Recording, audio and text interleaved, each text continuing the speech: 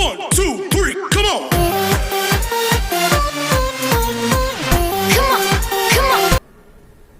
Hello friends, how are you? I hope fine. Okay, आज हम लोग कुछ नया डिस्कस करेंगे। जैसा कि काफी ज्यादा कमेंट्स में आ रहे थे, काफी लोगों का डिमांड था कि क्लास 10th क्वाड्रेटिक इक्वेशन, इसके बारे में हम चर्चा करें।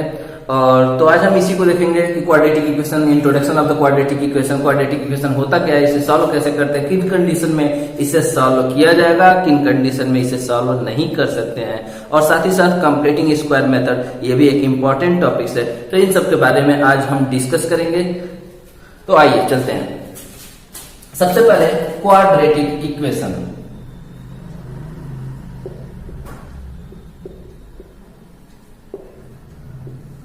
क्वाड्रेटिक इक्वेशन ये होता क्या है? क्वाड्रेटिक इक्वेशन की बात करते हैं तो जैसे कि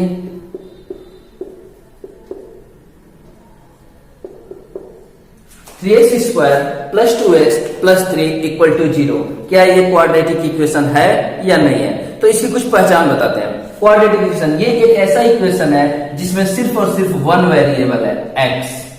तो क्वाड्रेटिक इक्वेशन एक ऐसा इक्वेशन जिसका वेरिएबल, देखिए यहाँ टर्म के हिसाब से अगर हम बात करते हैं तो इसमें 1 2 3 तीन टर्म है, ठीक है। तो फिलहाल हम टर्म की बात नहीं करते हैं, हमें बस बात करना है क्वाड्रेटिक का मतलब डिग्री के हिसाब से। तो यहाँ पे हम देखते हैं ऐसा इक्वेशन, पहले कुछ खास बात कि इसमें हमेशा जो हमारा वेरिएबल होता है वो वेरिएबल कितने होते हैं? सिर्फ और सिर्फ एक होता है, जो यहाँ पे क्या है? x। यहाँ पे ये 1 क्या है? x है। देखिए यहाँ पे भी x है, यहाँ पे भी x है, y का कहीं नामो निशान नहीं है, यानी कि जिसमें वेरिएबल सिर्फ एक हो, दैट इज द x।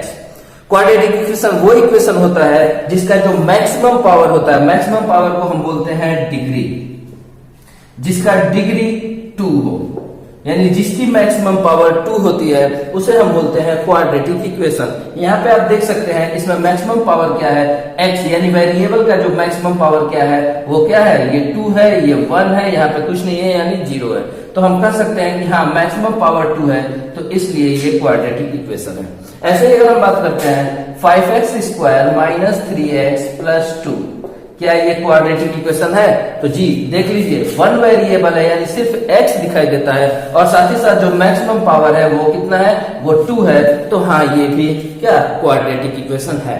अगर हम बात करते हैं 9x cube minus 3x square plus 8 equal to 0, कोई पूछे क्या ये क्वाड्रेटिक इक्वेशन है, तो आपका जवाब होना चाहिए कि नहीं, ये क्वाड्रेटिक इक्वेशन नहीं है। क्यों? क्योंकि यहाँ पे आपका जो मैक्सिमम पावर आता है, डिग्री आता है, वो कितना है?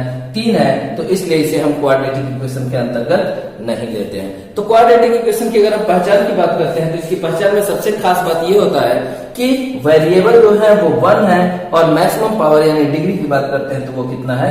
2 होना चाहिए। ये होता है क्वाड्रेटिक इक्वेशन। अब कुछ और भी खास बातें, छोटी छोटी बातें लेकिन मोटी बातें कह सकते हैं, क्योंकि ये काफी इंपॉर्टेंट है। क्वाड्रेटिक इक्वेशन की कुछ कंडीशंस हैं, वो क्या है? पहला कि इसमें जो वेरिएबल है जो अभी हमने देखा x था, ये वेरिएबल कभी भी रूट के अंदर नहीं रह सकता। वेरिएबल जैसे रूट के अंदर x नहीं रह सकता। अगर ऐसा सिचुएशन है तो ये क्वाड्रेटिक इक्वेशन नहीं होगा। दूसरा, वेरिएबल जो है ये कभी भी अपॉन में नहीं रह सकता। क्लियर? यानी कि 1/x 1/x स्क्वायर, अगर ऐसा सिचुएशन आता है तो ये क्वाड्रेटिक इक्वेशन नहीं होगा। तीसरा कंडीशन है कि जो वेरिएबल है, इसी को हम कह सकते हैं जब ये ऊपर आए तो इसके पावर माइनस यानी निगेटिव पावर के साथ नहीं रह सकता, यानी x to the power -1 x to the power -2, ये कभी क्वाड्रेटिक इक्वेशन नहीं हो सकता। ये बात बिल्कुल आप दिमाग में रखेंगे। जब भी क्वाड्रेटिक इक्वेशन की पहचान होती है तो सबसे पहले हमारी खास बात ये होती है कि ये तीनों हम चेक करेंगे। अगर ऐसा पाया जाता है तो वो क्वाड्रेटिक इक्वेशन नहीं है। ओके, नेक्स्ट जैसे कि अब कुछ हम आपको चेक करने के लिए देते हैं कि आप पहचान पाते हैं कि नहीं। जैसे क्वेश्चन है 3x square plus minus √2x plus 5 equal to 0, 7x square minus √2x plus 3 equal to 0, 8x² minus 3/x plus 7 equal to 0, 9x² minus 3/2x plus 7 equal to 0। ध्यान दीजिएगा फिलहाल इतना, ये क्वाड्रेटिक इक्वेशन है कि नहीं है। 3x² minus √2x plus 5 equal to 0। यहाँ पे हम क्या देखते हैं, यहाँ पे रूट है। आप लोग बोलोगे कि नहीं नहीं नहीं नहीं सर, आपने बताया कि रूट नहीं होना चाहिए, लेकिन यहाँ पे रूट है तो इसका मतलब ये क्वाड्रेटिक इक्वेशन नहीं है। नहीं, गलत है। मैंने बोला रूट के अंदर वेरिएबल नहीं होना चाहिए, और यहाँ पे हम देखते हैं रूट के अंदर वेरिएबल नहीं है। वेरिएबल तो बिल्कुल फ्री दिखाई दे रहा है, देखिए वेरिएबल तो फ्री है, वेरिएबल रूट के अंदर नहीं होना चाहिए। वेरिएबल अगर बाहर है तो काम चल जाएगा, यानी ये क्वाड्रेटिक इक्वेशन है। याद रखना, ये बहुत इंपॉर्टेंट चीज है। वेरिएबल यानी एक्स रूट के अंदर नहीं होना चाहिए। क्लियर। दूसरा, इसमें देखिए √2x है, यानी हमारा वेरिएबल x जो है वो रूट के अंदर है, यानी ये आपका क्वाड्रेटिक इक्वेशन नहीं है। ये देखो आप, ये अपॉन में x है, मैंने बताया अपॉन में वेरिएबल नहीं होना चाहिए, यानी ये भी क्वाड्रेटिक इक्वेशन नहीं है। ये देखो, ये है कि नहीं है, ये देखो अपॉन में है, लेकिन क्या अपॉन में नंबर है, मेरा जो वेरिएबल है ये अभी भी बिल्कुल फ्री है, अच्छा है, यानी ये अपॉन में नहीं दिख रहा है ना रूट में है, तो यानी हम कह सकते हैं कि ये क्वाड्रेटिक इक्वेशन है। तो ये हमें कंडीशंस कुछ याद रखने होंगे कि क्या कब क्वाड्रेटिक इक्वेशन होगा और कब नहीं होगा। और ये भी ध्यान देना होगा कि मैक्सिमम पावर क्या है, वो 3 नहीं होना चाहिए, 4 नहीं होना चाहिए, सिर्फ और सिर्फ 2 होना चाहिए, तभी हम क्वाड्रेटिक इक्वेशन की बात करते हैं। जैसे और ये दिखा देते हैं, जैसे 3x² minus 5x plus 3 equal to 0। ये क्वाड्रेटिक इक्वेशन है कि नहीं है। 3x² माइनस 6, ये क्वाड्रेटिक इक्वेशन है कि नहीं है। तो इसमें आप ध्यान दो, 3x² minus 5 to the power -1, 5 to the power -1, हमारा वेरिएबल अभी भी अच्छा है, ठीक ठाक है, यानी इसके ऊपर पावर नहीं है, तो ये क्वाड्रेटिक इक्वेशन होगा। इसे हम 5 टू द पावर -1 को लिख सकते हैं 1/5, कोई दिक्कत नहीं है, फिर भी हमारा वेरिएबल फ्री है, तो ये क्वाड्रेटिक इक्वेशन आपका होगा। ओके, इस पे आते हैं, इसे हम लिख सकते हैं 3x² माइनस 6 के पावर -1, यानी 1/6 कर सकते हैं x टू द पावर -1। ये देखिए वेरिएबल के ऊपर -1 है, यानी वेरिएबल पावर में माइनस दिया है, तो ये क्वाड्रेटिक इक्वेशन नहीं होगा, यानी यहाँ पे आपका क्वाड्रेटिक इक्वेशन नहीं है। तो ये शर्त, तो 3 शर्त अगर हमको याद है तो हम बता सकते हैं क्वाड्रेटिक इक्वेशन है कि नहीं है। ठीक है, इसके बाद नेक्स्ट बात करते हैं कि क्वाड्रेटिक इक्वेशन की कुछ और चीजें हैं, जैसे चेक करना क्वाड्रेटिक इक्वेशन है या नहीं है। आपका ये क्वेश्चन है सामने, ये अगर कोई पूछता है कि ये क्वाड्रेटिक इक्वेशन है कि नहीं है, तो आप इसको कैसे देखोगे। बहुत ही इजी है, आप इसको सिंपल अपने फॉर्म में तोड़ दो, जो भी अगर आपस में कटने लायक है उसे काट दो, और एक तरफ साइड में करने के बाद हम देखते हैं मैक्सिमम पावर 2 आता है कि नहीं आता है। जैसे इसे अगर हम बात करते हैं तो इसको ओपन कर दो फार्मूले पे, a³ plus b³ plus 3a a plus b, और इधर जैसे है वैसे ही आप लिख दो x³, इसे 1 प्लस 3x को अंदर मल्टीप्लाई करेंगे 3x², 3x को 1 से करेंगे 3x, और ये x प्लस 6, ठीक है। 3x² प्लस 3x ये इधर आएगा यानी प्लस 2x, और ये इधर आएगा तो -6 प्लस 1 यानी -5। फाइनल ओवरऑल हम क्या देखते हैं, मैक्सिमम पावर आता है 2, ठीक है। क्यों, क्योंकि 3 जो है कैंसिल हो गया, तो हम कह सकते हैं कि जी हाँ ये क्वाड्रेटिक इक्वेशन है। तो इस तरह से कभी 3 देख के, 4 देख के, ऐसे देख के आप कभी घबराना मत, उसको आप फाइनल सॉल्व करना और देखना। कभी कभी ऐसा होता है आमने सामने इक्वल के दोनों तरफ का जो है कैंसिल होता है, और लास्ट जो हमें आता है हमें ये देखना है कि ये क्वाड्रेटिक इक्वेशन है कि नहीं है। वेरी इजी, बहुत ही आसान है। अब आगे बढ़ते हैं। अब क्वाड्रेटिक इक्वेशन को सॉल्व करने की बात आती है, तो आप लोगों के मन में कॉन्सेप्ट होगा कि हम फैक्टराइजेशन करते हैं, फैक्टराइजेशन करके क्वाड्रेटिक इक्वेशन को बिल्कुल इजीली हम सॉल्व कर लेते हैं। क्या सिर्फ फैक्टराइजेशन के द्वारा हम इसको सॉल्व कर देंगे, काम हो जाएगा? जी नहीं, कुछ इसके लिए टर्म्स हैं, कुछ इसके लिए रूल्स हैं, कुछ इसके लिए रेगुलेशन है, और जब तक आप किसी भी चीज के रूल रेगुलेशन, इसके बेसिक चीजों को नहीं जानते हो, तो वो जानना ना जानना वो बहुत ही घातक साबित होगा। ठीक है ना। जानो तो आप पूरा सिस्टमेटिक जानो। जैसे हम आपको यहाँ पे एक क्वेश्चन देते हैं। क्वेश्चन है, 2 क्वेश्चन होंगे। पहला है x square plus 12x plus 35 और दूसरा है 2x square minus x plus 4। अब अगर आपको लगता है कि क्वाड्रेटिक इक्वेशन है, देखो मैक्सिमम पावर 2 मैक्सिमम पावर 2, तो फिर सॉल्व करते हैं फैक्टराइजेशन। अगर आपको लगता है फैक्टराइजेशन से सॉल्व होगा तो करो। ये देखिए इसको सॉल्व करते हैं तो X square plus 5x plus 7x plus 35 equal to 0। Factorization ये आप लोग को पता ही होगा कि बीच वाले टर्म को 2 हिस्सों में तोड़ते हैं और उसका सम मतलब लास्ट वाले का फर्स्ट है, यानी कि a c का मल्टीप्लाई करते हैं और इसका फैक्टराइजेशन करते हैं। 35 का होता है 5 इंटू 7 35, उसको ऐड या सब्ट्रैक्ट करने पे फाइनली आना चाहिए जो आ गया 5x प्लस 7x। अब इसको अगर हम कॉमन लेते हैं तो आता है x प्लस 5 और 7 लेते हैं तो x प्लस 5 इक्वल टू 0, या overall x plus 5 x plus 7 equal to 0। इस तरह से हमें मिलता है x equal to minus 5 x equal to minus 7। हमने कह दिया कि हाँ फैक्टराइजेशन से हमने सॉल्व कर लिया, that is the quadratic equation. लेकिन अगर हम इसको सॉल्व करते हैं तो ये देखिए 4 2 जा 8 को फैक्टराइजेशन करना है 8 इंटू 1 4 इंटू 2 इंटू 4 और तीनों कंडीशन में ऐड करने में या सब्ट्रैक्ट करने में माइनस x नहीं आता है। तो फिर अब क्या करें? मैंने पहले ही बोला सिर्फ फैक्टराइजेशन ही इसका सोल्यूशन नहीं है। अगर फैक्टराइजेशन है तो फिर आप करो ना फैक्टराइजेशन, क्यों नहीं करते? नहीं हो सकता, इसे हम सॉल्व कर ही नहीं सकते। ऐसे क्यों? कारण मैं बताता हूं। तो इसीलिए मैंने बताया बेसिक आपको याद रखना होगा। स्टार्ट करते हैं बेसिक। देखो दोस्तों, सबसे पहला चीज हमें ये याद रखना है कि अगर हमारा क्वाड्रेटिक इक्वेशन है ax square plus bx plus c, तो हमें इसमें एक चीज नया चीज पढ़ना है, दैट इज द डिस्क्रिमिनेंट।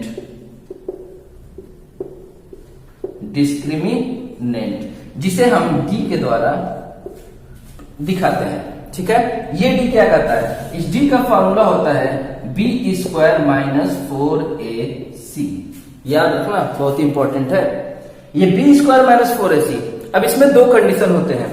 अगर कभी भी ये d का वैल्यू यानी b स्क्वायर माइनस 4ac का वैल्यू कभी भी अगर ग्रेटर देन आवे या इक्वल आवे 0 के, 0 से बड़ा हो या 0 के बराबर हो, तो हाँ हम इस क्वाड्रेटिक इक्वेशन को सॉल्व कर सकते हैं और इसे बोलते हैं रियल। ये क्वाड्रेटिक इक्वेशन क्या कहलाता है? रियल। इसके रूट्स जो होंगे, रूट्स का मतलब क्या होता है? जैसे आपने पॉलिनोमियल में जीरोज पढ़ा है, जीरोज का मतलब मैक्सिमम पावर 2 है तो इसके जीरोज होते थे 2। वैसे ये मैक्सिमम पावर अगर यानी कि ये डिग्री अगर 2 है तो इसके रूट्स कितने होंगे? 2 होंगे, एक अल्फा होगा और एक बीटा होगा। इसे हम रूट्स कहते हैं। ठीक है, मैक्सिमम पावर 2 है तो इसके 2 होंगे, जिसमें 3 होता है उसमें 3 होते हैं, तो ये रूट्स हुए। ठीक है, तो रूट्स इसके रियल होंगे। रियल कब होंगे? जबकि d का वैल्यू, डिस्क्रिमिनेंट का वैल्यू ग्रेटर देन और इक्वल टू 0 होगा। लेकिन अगर हमारा ये d का वैल्यू लेस देन 0 हो तो ये रियल नहीं होगा। ये क्या कहलाएगा? ये कहलाएगा इमेजिनरी। ये कहलाएगा इमेजिनरी। ये बहुत ही इंपॉर्टेंट चीज है, ये आपको ध्यान देने वाली बातें हैं कि जब भी हम बात करते हैं तो सबसे पहला काम हमें अपना डिस्क्रिमिनेंट चेक करना पड़ेगा। ठीक है ना, डिस्क्रिमिनेंट चेक हो जाएगा तो उसके बाद फिर हम करते हैं कि एक बार रियल है इमेजिनरी है, दोनों में हम पहले अंतर देख लेंगे क्या सही है। अगर हमारा ये मिलता है तो जी हाँ हम सॉल्व करेंगे। अब इसमें भी 2 होता है, एक होता है इक्वल वैल्यू, एक होता है डिस्टिंक्ट वैल्यू। सॉरी, तो ये हम बाद में बता देंगे, लेकिन पहले हम इसकी बात कर लें। अगर इमेजिनरी आता है तो इस कंडीशन में हम इसे क्लास 10th में सॉल्व नहीं करेंगे। ये पोर्शन जाता है आपका क्लास 11th में। ठीक है ना, यानी इसे हमें क्लास 10th के अंतर्गत नहीं पढ़ना है। यानी बस हमें कंडीशन ये चाहिए, अगर ये आता है तभी हम सॉल्व करेंगे, अदरवाइज नहीं करेंगे। ठीक है, सिंपल लिख देंगे the value does not exist. Okay, तो अब हम सॉल्व करते हैं वही पुराना क्वेश्चन। फिर से आप देख लो, X square plus B X plus C. ये सबसे पहले हम इसका डिस्क्रिमिनेंट चेक करेंगे। Discriminant d equal to B square minus 4ac। इसके 2 वैल्यू, एक अगर ये ग्रेटर देन और इक्वल टू 0 आता है तो हाँ ये रियल है, इसको हम सॉल्व करेंगे। इसमें भी 2 कंडीशन होंगे, वो हम आगे बताएंगे। कब इसका इक्वल होगा और कब डिस्टिंक्ट होगा। और दूसरा, अगर d इज लेस देन 0 तो ऐसे सिचुएशन में ये इमेजिनरी होगा और इसे हम सॉल्व क्लास 10 के अंतर्गत नहीं करते हैं, ये क्लास 11 का पोर्शन होगा। ठीक है, तो आगे ये अब हम उस सवाल को देखते हैं, उस क्वेश्चन को देखते हैं जो अभी हम लोग का नहीं लगा था। आखिर उसे हम क्यों नहीं लगा पाए? हमने अभी दो क्वेश्चन दिए थे यहाँ पे, एक था x² प्लस 12x प्लस 35 और दूसरा था 2x² माइनस x प्लस 4। ये दो क्वेश्चन थे यहाँ पे। इसमें अगर हम डिस्क्रिमिनेंट की बात करते हैं तो ax² plus bx plus c equal to 0। a का वैल्यू आया 1, b का वैल्यू आया 12 प्लस 12 और c का वैल्यू आया 35। ओवरऑल डिस्क्रिमिनेंट निकालते हैं b² माइनस 4ac, इसे सॉल्व करते हैं b² 144 minus 4 into 1 into 35, 144 minus 140, यानी इसका आंसर आता है 4। 4 क्या है? 0 से बड़ा है, ग्रेटर देन 0, यानी ये रियल है। मैंने अभी बताया ग्रेटर देन और इक्वल टू 0 आना चाहिए, और यहाँ पे आप देख रहे हो बिल्कुल साफ साफ ये ग्रेटर देन 0 है। ग्रेटर देन 0 है तो इसका मतलब क्या हुआ? ये रियल है, और जब भी रियल होगा तो इस रियल को हम सॉल्व करेंगे। और देखा आपने, इसका आंसर आया भी था। ठीक है ना? इसकी बात करते हैं। इसमें भी अगर हम कंपेयर करते हैं ax² plus bx plus c, इससे कंपेयर करें तो a का वैल्यू आता है 2, b का वैल्यू आता है -1, c का वैल्यू आता है +4, यानी इसमें डिस्क्रिमिनेंट निकालते हैं b² माइनस 4ac, b² -1 का square 1 minus 4 into 2 into 4, 1 minus 32 minus 31, जो कि 0 से छोटा है। और हमने क्या बताया था कि जब भी 0 से छोटा होगा यानी लेस देन 0 होगा तो ऐसे सिचुएशन में ये क्या होगा? इमेजिनरी होगा, और इस इमेजिनरी को हम क्लास 10 के अंतर्गत नहीं पढ़ेंगे। तो हम सिंपल लिखेंगे द रियल वैल्यू यहाँ पे कि the value does not exist. Clear? तो ये याद आपको रखना है कि कब इसको सॉल्व करना है, कब नहीं करना है। इसको आप रफ में, साइड में या फिर वही कॉपी पे इस डिस्क्रिमिनेंट को निकाल के आप चेक कर सकते हैं कि जी हाँ ये क्वाड्रेटिक इक्वेशन के अंतर्गत है कि नहीं है, इसे हमें पढ़ना है कि नहीं पढ़ना है। ओके, आई होप आपको समझ में आया है। तो अगर ऐसा आता है तो हमें मतलब सॉल्व करना है, लगाना है, टच करना है। अगर ऐसा आता है तो हमें उसे टच नहीं करना है। Okay, next. अब हम एक नया चीज पढ़ेंगे जिसकी हम बात करते हैं, जो सिलेबस में अभी ज्यादा पुराना नहीं है, नया ही है, जिसे हम कहते हैं completing square method. Completing square method. बस इसमें आपको यह ध्यान देना है कि हमें स्क्वायर को कंप्लीट करना है, यानी क्वाड्रेटिक इक्वेशन को सॉल्व करते वक्त, क्वाड्रेटिक इक्वेशन को सॉल्व करते वक्त हमें किसी भी हाल में अपने स्क्वायर को कंप्लीट करना है, उस इक्वेशन को स्क्वायर के रूप में, स्क्वायर के फॉर्म में ले आना है। बस अगर आप ये जानते हो तो बस ये बहुत ही आसान होगा। जैसे क्वेश्चन है आपके सामने x² माइनस 10x माइनस 2, इसे सॉल्व करना है। ठीक है ना? कैसे सॉल्व करें? कंप्लीटिंग स्क्वायर, यानी इसे हमें स्क्वायर के रूप में कंप्लीट करना है। सबसे पहला काम क्या करना है? इसे हमें स्क्वायर के रूप में कंप्लीट करना है। तो स्क्वायर, ध्यान से देखना, इसको हम करते हैं x² माइनस 10x, और जो भी लास्ट में होता है सबसे पहले इसे इक्वल के उधर कर देते हैं, यानी ये +2। ठीक है?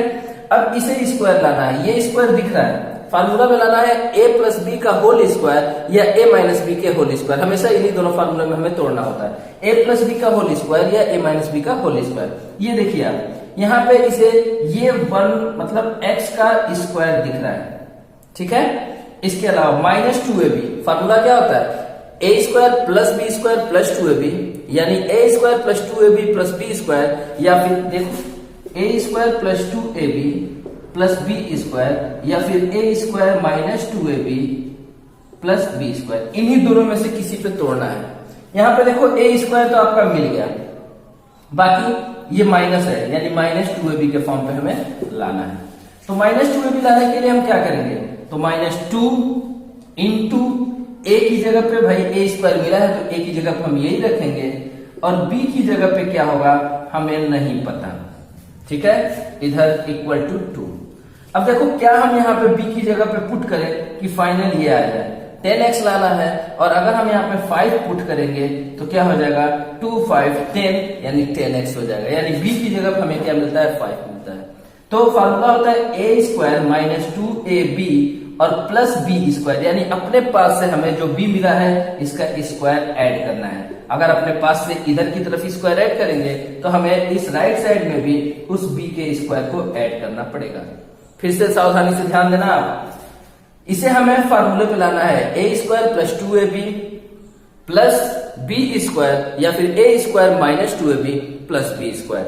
तो यहां पे हम पाते हैं a स्क्वायर तो बना बनाया मिल गया, बाकी b का जगह खाली है, ठीक है। तो हमने देखा माइनस 2ab, तो 2 पर लिख देंगे, a जो मिला है ये लिख देंगे। अब b की जगह पे अपने पास से एडजस्ट करेंगे कि कटने उठने के बाद ये फाइनल यही वैल्यू आवे। तो हमने रखा b की जगह पे 5, ताकि 2 5 जा आ जाएगा 10, ये चीज मिल गया, यानी b की जगह पे हमारा क्या हुआ, ये आया 5। तो हम अपने पास से ये 5 का स्क्वायर ऐड करते हैं, क्यों, फार्मूला बन जाए a square plus b square minus 2ab। अब अगर ये अपने पास से हम ऐड करेंगे तो फिर यहाँ पे भी ऐड करना पड़ेगा। इतना क्लियर है। अब देखो ये फार्मूला क्या बनता है, a square plus b square minus 2ab, यानी a माइनस b का होल स्क्वायर, इधर 2 plus 25 that is the 27। Solve करेंगे, दोनों तरफ स्क्वायर रूट लेंगे तो क्या हो जाएगा, x माइनस 5 और इधर हो जाएगा प्लस माइनस 3√3, इतना आएगा। अब हम इस -5 को उधर भेजेंगे तो x इक्वल टू हो जाएगा 5 प्लस माइनस 3√3, यही आपका आंसर होगा, एक बार प्लस में एक बार माइनस में, यानी x1 इक्वल टू हो जाएगा 5 प्लस 3√3 और x2 इक्वल टू हो जाएगा 5 minus 3√3। That will be your answer. Easy था, बहुत ही आसान था, कोई भी घबराने की बात नहीं है, बस हमें हर हाल में कंप्लीट करना होता है स्क्वायर को, ठीक है। इस पे अगर कोई डाउट है तो हम एक और क्वेश्चन कराते हैं और उसको आप देखोगे तो आपको बिल्कुल आइडिया मिल जाएगा कि कंप्लीटिंग स्क्वायर को सॉल्व कैसे करना है। बस हमें होल स्क्वायर के रूप में इसे लाना होता है। जैसे हम एक और क्वेश्चन आपको कराते हैं, देखो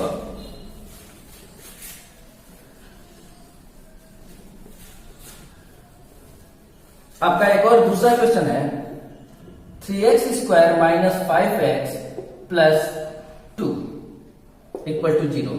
फिर उसी तरह से जैसा कि हमने बताया कि स्क्वायर कंप्लीट करना। एक बात बताओ, ये पहला ax स्क्वायर पहला काम होता है, इसको उधर ले जाना, यानी 3x square minus 5x equal to -2। Okay, अब इसको हमें फार्मूले पे लाना है, a square plus b square plus 2ab या a square plus b square minus 2ab। तो ये माइनस 2ab है, ठीक है। तो a स्क्वायर, इसको हम क्या करें कि ये होल स्क्वायर मिले, ठीक है। मल्टीप्लाइंग बाई 3 से दोनों तरफ मल्टीप्लाई करेंगे तो कम से कम ये पहला a स्क्वायर मिल जाएगा। मल्टीप्लाई करने पे ये हो जाता है 9x square minus 15x equal to -6। ये देखो आप 3x का होल स्क्वायर, पहला a स्क्वायर तो मिल गया। अब माइनस इसको हमें किस फॉर्म में लाना है, 2ab। तो 2 अपने पास से लिख लो, a की जगह पे ये पता है तो ये भी लिख लो। अब b की जगह पे हम क्या पुट करें, कुछ भी आप ऐसा पुट करो, कुछ भी आप ऐसा पुट करो कि फाइनल ये कैंसल होने के बाद 15 बचे। यानी कि अगर हम यहां पे लिखते हैं 5 तो 5 3 जा 15x आ जाएगा। ये 2 एक्स्ट्रा है तो इस 2 को कैंसिल करने के लिए हमने ये लिख दिया। आप खुद चेक कर लो ये सही है कि नहीं। 2 से 2 कैंसिल हो गया, 5 3 जा 15x, 5 3 जा 15x। ओके है, यानी कि b की जगह पे हमें ये सिचुएशन देता है, ये हालात देता है कि 5/2 होगा। तो अब हमें a square minus 2ab plus b square करने के लिए इसको अपने पास से होल स्क्वायर ऐड करना पड़ेगा। और अगर हम इधर प्लस इसको होल स्क्वायर ऐड करेंगे तो इधर भी स्क्वायर ऐड करना पड़ेगा। ये हो गया इसका सिंपल सा बेसिक रूल, ठीक है। अब इसको अगर हम ओपन करते हैं तो ये हो गया a square minus 2ab plus b square, यानी कि हम लिख सकते हैं a माइनस b का होल स्क्वायर। और इधर अगर हम बात करते हैं तो इधर की तरफ भी अगर हम करते हैं तो -6 प्लस 25/4 4, या इसे हम सॉल्व करेंगे तो हो जाएगा 4 6 जा 24 यानी कि 1/4। दोनों तरफ अगर हम स्क्वायर रूट लेंगे तो ये हो जाएगा 3x माइनस 5/2 और इधर हो जाएगा प्लस माइनस 1/2। ठीक है, अब इसके बाद हम क्या करते हैं, इसको उधर की तरफ भेजते हैं। ऊपर से हम थोड़ा सा इरेज करना चाहेंगे। देखो अब क्या करते हैं, इसे उधर ले जाते हैं, यानी 3x इक्वल टू ये माइनस वाला जब उधर जाएगा तो 5/2 बचेगा, 5/2 बचेगा और इधर प्लस माइनस 1/2 आएगा। अब इसका हमें क्या करना है, इसको सॉल्व करना है। एक बार प्लस लेके करना है, एक बार माइनस लेके करना है। जब हम x1 निकालते हैं तो हो जाता है, ध्यान से देखना, ये हम क्या करते हैं, पहले इनको सॉल्व कर लेते हैं। 3x इक्वल टू आएगा 5 प्लस माइनस 1/2। क्यों? क्योंकि दोनों में 2 कॉमन है, 2 एलसीएम लेंगे तो ये 2 ये होगा। अब इसे सॉल्व करना है। एक बार हम x1 के लिए करते हैं, एक बार x2 के लिए करते हैं। तो ये बचेगा पहले 3x1 इक्वल टू 5 प्लस 1/2 और दूसरा 3x2, यानी एक बार x1 एक बार x2। 3x2 इक्वल टू ये हो जाएगा 5 माइनस 1/2। सॉल्व करेंगे, ये होगा 6/2 दैट इज द 3। इसका वैल्यू है 3x1 का। इसको सॉल्व करेंगे तो क्या हो जाएगा, 3x2 equal to 4/2 that is the 2। यानी x1 इक्वल टू हम लिखेंगे तो वैल्यू आएगा 1, x2 इक्वल टू हम लिखेंगे तो वैल्यू आएगा 2/3। ये हो गया इसका आंसर। आई होप समझ में आपको आया होगा। फिर से बता देते हैं कि आपको हर हाल में बस हमें होल स्क्वायर के टर्म में लाना है। a square plus 2ab plus b square, a square minus 2ab plus b square. और उस फॉर्म में लाने के बाद हम क्या करते हैं कि दोनों तरफ इधर अगर होल स्क्वायर मिल जाता है तो इधर को भी होल स्क्वायर को रूप में लाके, अगर नहीं मिलता है तो हमें स्क्वायर रूट लेना है। स्क्वायर रूट में प्लस माइनस आता है आंसर। एक बार प्लस लेते हैं, एक बार माइनस लेते हैं। प्लस वाला वैल्यू वो x1 का होता है, माइनस वाला वैल्यू वो x2 का होता है। दो वैल्यू क्यों आते हैं? क्योंकि हमने पहले ही बताया क्वाड्रेटिक इक्वेशन में मैक्सिमम पावर या डिग्री कितना हो सकता है, 2 हो सकता है। ठीक है ना, एक को बोलते हैं अल्फा, दूसरे को बोलते हैं बीटा। ये बात आपको अपने दिमाग में रखना है, इस कॉन्सेप्ट को अपने दिमाग में रखना है। बाकी इसमें किसी तरह की कोई दिक्कत नहीं है। आई होप आपको समझ में आया होगा।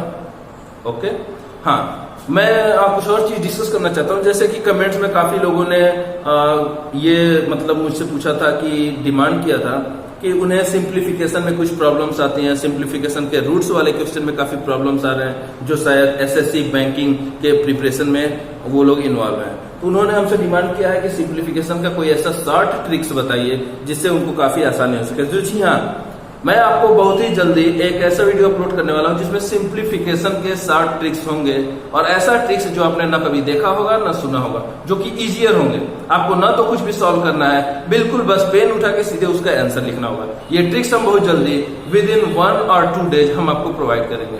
ठीक है, बस आप हमारे साथ ऐसे ही बने रहिए।